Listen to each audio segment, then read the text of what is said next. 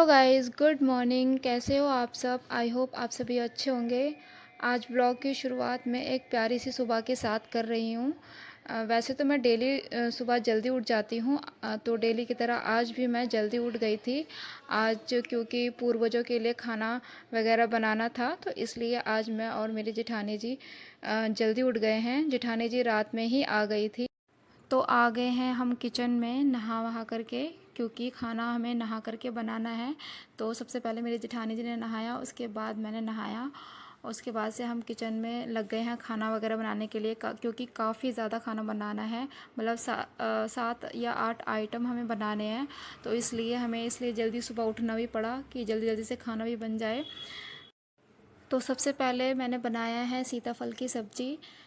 सीताफल की सब्ज़ी के लिए तड़का वगैरह जेठानी जी ने पहले ही काट के रख दिया था। जब मैं नहा रही थी तभी काट करके रख दिया था, और जब मैं नहा करके आई तो मैंने सब्ज़ी में तड़का लगा दिया था। क्योंकि 2 लोग होते हैं ना, तो काम ना बहुत जल्दी जल्दी निपट जाता है।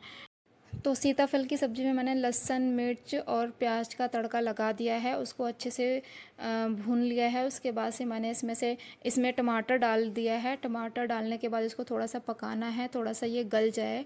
उसके बाद से सारे मसाले मैं इसमें ऐड करूँगी, बेसिक मसाले, हल्दी, धनिया पाउडर, नमक भी डाल दिया है।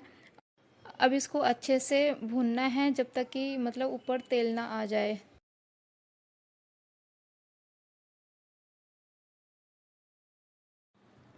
अब मैं इसमें बेसिक मसाले डालूँगी। ये मैं राजेश मसाला डाल रही हूँ। राजेश मसाला जो है हम गाँव से मंगवाते हैं, स्पेशली हमारे पापा जी गाँव से लेकर के आते हैं। बहुत मतलब इसको ये मसाला डालने के बाद ना सीताफल की सब्ज़ी और ज़्यादा टेस्टी लगती है। राजेश मसाला डालने के बाद मैंने धनिया पाउडर, हल्दी पाउडर डाल दिया है और उसको अच्छे से मिक्स कर लिया है।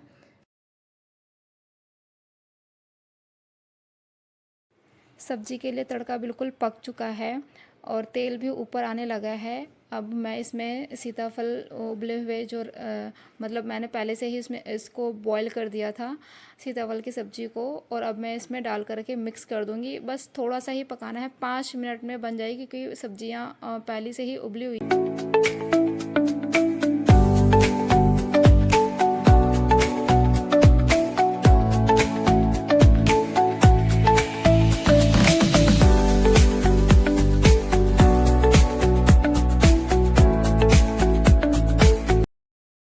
सीताफल की सब्ज़ी हमारी बन चुकी है और अब हम कढ़ी के लिए पकौड़ियाँ निकाल रहे हैं। बाकी चीज़ों में तो इतना टाइम नहीं लग रहा था, बट बस यही पकौड़ियाँ ही बनाने में ज़्यादा टाइम लग रहा था।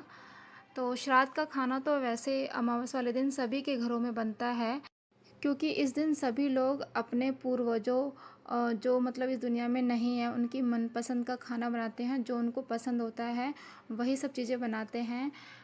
तो वैसे तो मतलब काफ़ी चीज़ें हमने बनाई हैं, लेकिन जो कढ़ी और उड़द की दाल होती है वो मस्ट होता है, वो बनाना ही होता है। बाकी चीज़ों में हम चेंजेस कर सकते हैं। अब मुझे नहीं पता है कि हमारे जो ससुर जी हैं, उनके जो माता पिता हैं, उनको खाने में क्या पसंद है, पर हमें जो बोला जाता है बनाने के लिए वो हम बनाते हैं। तो कढ़ी और उड़द की दाल तो मस्ट है। बाकी चीज़ों में मतलब उसमें हम चेंजेस कर सकते हैं वैसे तो खाना बनाने का काम जो है वो बहुओं का है। बाकी जो श्राद्ध की कार्यविधि होती है वो हमारे ससुर का काम है, वो ससुर जी का काम है, वो करते हैं। जो दान वगैरह करना होता है वो सब वो करते हैं। बाकी हमारा काम सिर्फ खाना वगैरह बनाना है। जब 2 लोग साथ में होते हैं ना, तो काम फटाफट से निपट जाता है, पता ही नहीं चलता काम का कि कितना ज़्यादा काम है। क्योंकि अगर मैं अकेले होती तो शायद मैं बोर हो जाती काम करते करते, और थक भी जाती। और पकौड़ियाँ बनाने में काफ़ी ज़्यादा समय लग रहा था, और मुझे पक्का यकीन है कि मैं तो बोर हो जाती अगर मैं अकेले होती। बट ठीक है, जेठानी जी आ गई थी तो हम बातें करते करते वो काम भी निपट गया, और काम का हमें पता नहीं चला, और थकान वगैरह भी इतनी ज़्यादा नहीं हुई, क्योंकि 2 लोगों में काम बट गया था ना।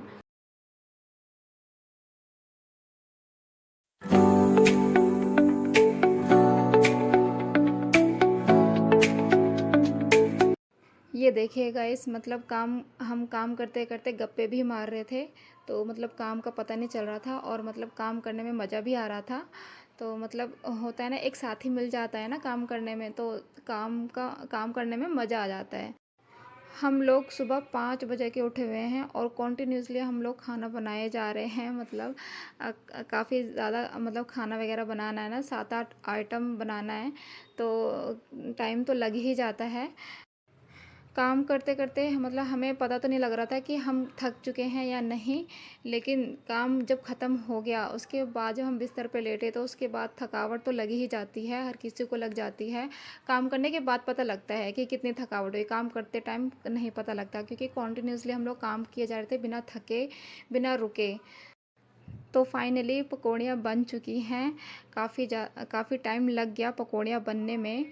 अब हम कढ़ी बना रहे हैं। कढ़ी के लिए हमने इसमें सबसे पहले डाला है मेथी दाना। मेथी दाना डालने के बाद लहसुन जो है कूट करके इसमें डाल दिया है। उसके बाद कड़ी पत्ता डाला।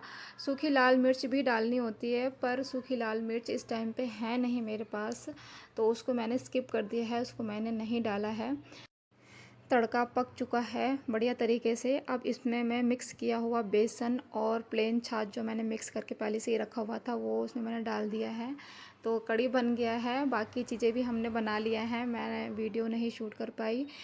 जितना बन पड़ा उतना ही शूट कर पाई। ये एक उड़द की दाल है, खड़ी उड़द की दाल है। वो खीर थी इससे पहले जो मैंने दिखाई थी। और ये चावल है, और ये पकौड़ियाँ हैं, सूखी पकौड़ियाँ, ये पूड़ी है, ये कढ़ी है, और सीताफल की सब्ज़ी मैंने पहले ही दिखा दी थी। तो गाइज़ ये ना रात का टाइम है, मतलब एक रात पहले की वीडियो है ये। तो ये रात के टाइम सब सारे बच्चे मस्ती कर रहे थे।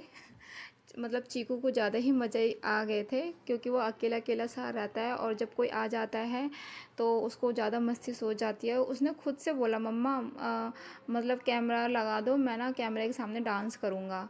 तो फिर मतलब ज़बरदस्ती करके उसने कैमरा लगवाया, और फिर देखो मस्ती कर रहा है। अपनी बहन के साथ में ईशू भी डांस कर रही है, और वो भी डांस कर रहा है। हस्बैंड को रात में कुछ काम आ गया था, तो इसलिए वो रात में निकल गए थे काम के लिए। उसके बाद बच्चों ने बहुत ज़्यादा उधम मचाया, हम लोगों ने भी खूब मस्ती करी, खूब बातें करी। मतलब रात के 1 बज गए थे बातें करते। गाइज़ आज की वीडियो को मैं यही एंड कर रही हूँ, तब तक के लिए